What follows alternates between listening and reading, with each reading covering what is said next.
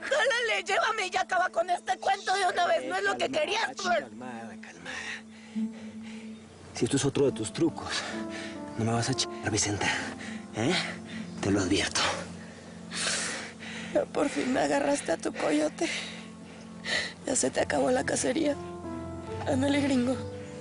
Llévame a la ispa que te cuelgues esa medallota que tanto quieres, ¿eh? Sin mi Abelardo, para mí ya nada tiene sentido. Mira, ¿por qué tanto drama? ¿Qué le pasó a tu marido? Se me murió. Se murió mi marido.